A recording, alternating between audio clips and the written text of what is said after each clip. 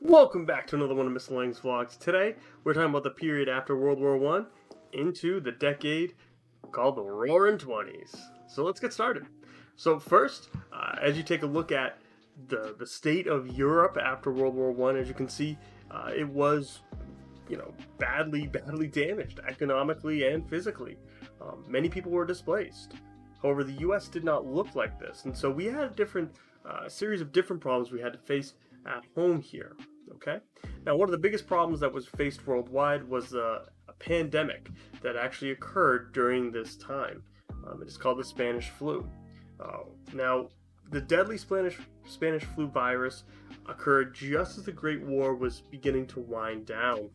Altogether, it's going to infect 1/5 of the world population, like 40 million at the time, and killed more people than World War I did.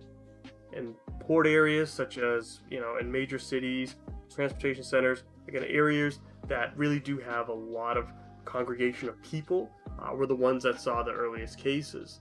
And what we see is, this is something that starts off at the trenches, but then of course comes to our shores shortly after. And it was very reminiscent of what we went through in 2020 as well, where people were required to wear masks in certain areas and to, of course, quarantine. So, in addition, we have a huge amount of turmoil with our economy because of something called demobilization. Now, demobilization is a transition from a wartime to a peacetime economy, meaning you have wartime economy where these factories are pumping out huge amounts of ammunition, guns, tanks, running at 110% of their capacity even, and yet now they have to scale back. And when they do, they're going to scale back jobs. And unfortunately, they're also going to have all these veterans coming back looking for a job, and there's not going to be anything for them. So, in addition, we have businesses start to raise prices of goods. They had been forced to keep the prices low during the war in order to help, basically, as the men were off fighting, kind of help the women go ahead and keep the family together. Especially because it probably wasn't a big income at that point. The effects that we see are that something called rapid inflation, because your value of money goes down, you don't have as much money because maybe you're not working, demobilization leads to fewer jobs, the economy was kind of in a little bit of a turmoil. It is, however, going to pick back up, and when it does, it's going to be really going to lead into a huge economic boom, which we'll talk about. But in 1919, we have a lot of racial tensions as well. One of the biggest things we see is the Great Migration occurring during the war, where we had 300,000 to 500,000 African Americans move to the north to fill jobs. Now, it wasn't just during World War I, but it really was the period prior to World War I into it. So really the early 20th century, and even a little bit of the late 19th century as well. And of course, there's this huge job competition, as there's not as many jobs, veterans coming back, they want their jobs back that might have been filled by an African American, and so this leads to huge race riots around the country, the most famous being the Chicago race riot in 1919, where a small black boy swam onto the white side of the beach, and they had literally thrown stones and killed the boy till because he drowned, which was incredibly sad. But this showed just where this racial tensions, how big they were back in 1919.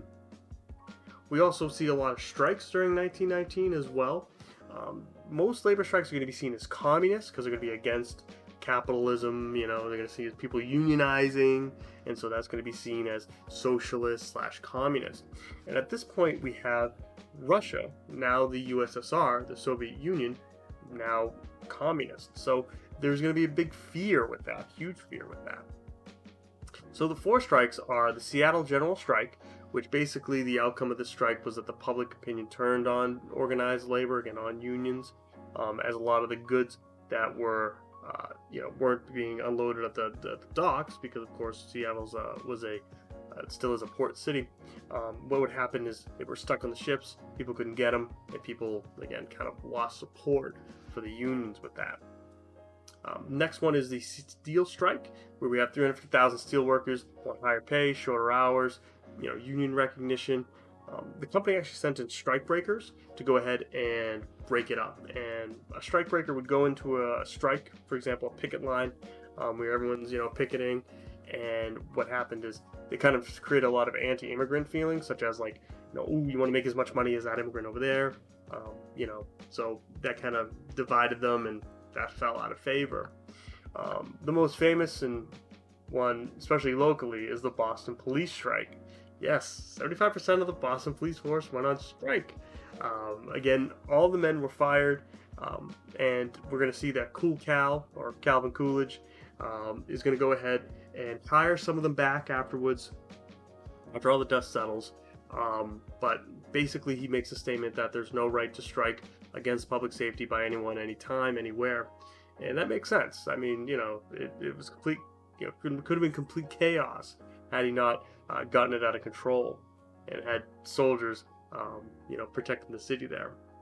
So the last one is the United Mine Workers strike, which we saw them strike under Teddy Roosevelt before, and this one was successful in that they did gain higher wages and better conditions. And a lot of that had to do with the labor leader John L. Lewis, who for the next 50 years is going to be huge in going ahead and essentially, helping these labor unions.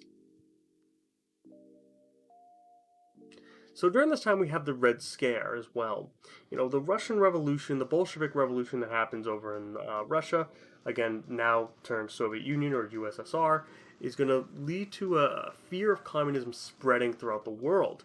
And so we have this anti-communist hysteria called the Red Scare occur. Worker strikes were seen as communist plots, and altogether we're going to have a lot of anarchy, such as 30 bombs being intercepted by the U.S. Post Office addressed to prominent business leaders and politicians. So this anarchy, or, people against the government, is going to lead to a lot of people fearing that the communist takeover was going to happen. It was inevitable. In fact, the big one is in June 1919, when 8 bombs simultaneously explode in 8 cities, where people thought this was it. This was gonna go ahead and be the takeover. One actually, they do blame the communists. One hits Attorney General Mitchell Palmer's house, which we see here. He was targeted, and the reason why is because in 1919, during this whole period of labor disturbances and such, we have Attorney General A. Mitchell Palmer go ahead and launch a series of raids to get immigrants, against these radical organizations, a lot of times without search warrants, and get these immigrants deported illegally. It's crazy. He really went ahead and tried to break up these organizations that were against the government, and what really happened was he arrested people, sometimes illegally, and deported people illegally as well. So all of this unrest really does come down to probably one of the most famous court cases during this era, and that's the Sacco and Vincetti case, where we have Bartholomew Vanzetti and Nikolai Sacco, who are accused of shooting and killing 2 employees of a shoe store in Braintree, Mass. Here, robbing it of $15,000. And Sacco and Vanzetti are going to be charged. These 2 Italian immigrants arrested, charged, and tried for the crime. Now they are anarchists. People know that. They oppose all forms of government. The connection really was that Sacco owned a gun similar to what was used. Again, ballistic evidence was kind of in its infancy. We see ballistic evidence start to grow throughout the 1920s, but again, this is rather early. And so the bullets matched. They weren't they could not match that same bullet. Came from that same gun, just the same type of gun. And they really didn't have any conclusive proof that they even committed the crime. Well, both are going to be found guilty and sentenced to death. So many think, and still to this day, that they were executed because they were immigrants and that, they were known anarchists. And that's very well true. They're all the way up to their execution, there was huge amounts of protests saying that they were innocent and that they should be let go. But alas, they weren't, and two, what most people think innocent men, go ahead and get executed. And all the while, during World War I, the end of the war, we have the Bolsheviks taking over in Russia. Civil war breaks out, and of course, it's going to be the communists that win. All right, so as you can see, 1919 was a very, very radical year. However, as we get into the 1920s, we're going to see the attitude does change. Alrighty, and that's post-World War I in a nutshell. Again, we are going to go ahead and get into the 1920s next, so thanks for watching, and I'll catch you back in the classroom.